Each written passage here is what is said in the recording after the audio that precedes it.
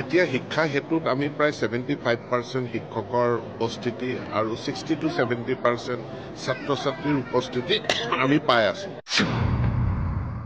শিক্ষা হেতুটো অধ্যয়ন কৰিবৰ কাৰণে। গতিকে যেতিয়া বিশেষজ্ঞ কমিটিয়ে অধ্যয়ন কৰি আছিল আমি শিক্ষা হেতুটো এনফোৰ্চ কৰা নাছিলো।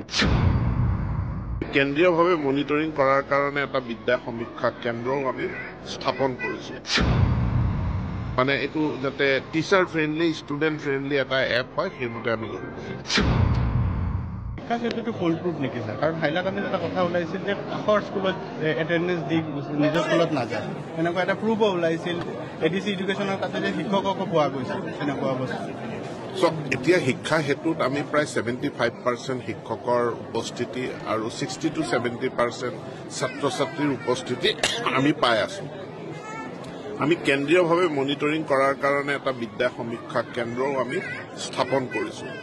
মাজত আমি কিছুদিন ৰখিলো এইকাৰণেই যে অসম চৰকাৰে এখন 3জনীয়া বিশেষজ্ঞ কমিটি গঠন কৰি দিছিল শিক্ষা হেতুটো অধ্যয়ন কৰিবৰ কাৰণে। গতিকে যেতিয়া বিশেষজ্ঞ কমিটিয়ে অধ্যয়ন কৰি আছিল আমি শিক্ষা হেতুটো এনফোৰ্চ কৰা নাছিলো তেতিয়া।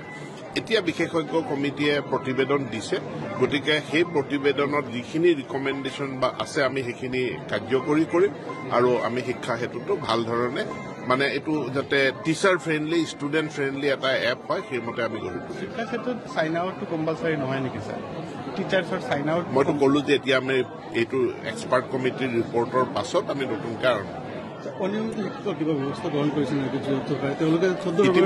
ইতিমধ্যে আমি ৰেচনেলাইজেশ্যনটোৰ মাজত আমি অলপ কেন্দ্ৰীকৰণ কৰিছিলো। এতিয়া পুনৰ বিকেন্দ্ৰীকৰণ কৰি জিলাসমূহক কৰ্তৃত্ব দিয়া হৈছে। গতিকে জিলা শিক্ষা বিষয়া আৰু DC তেওঁলোকে ৰেচনেলাইজেশ্যনটো সম্পূৰ্ণ কৰিব। কোন অনিয়মিত শিক্ষকৰ কথা কৈছে মই ধৰিব পৰা নাই। এইখিনি 2021 সমাধান হ'ল। বাকী যি অৱশিষ্ট বাকী যি প্ৰভিন্সিয়েলাইজেশ্যনৰ 2-এটা ইছ্যুজ থাকি গৈছে তাৰ কাৰণে কেবিনেটে এখন ছাব কমিটি গঠন কৰিছে। ছাব কমিটিয়ে বিষয়খিনি পৰীক্ষা কৰি আছে।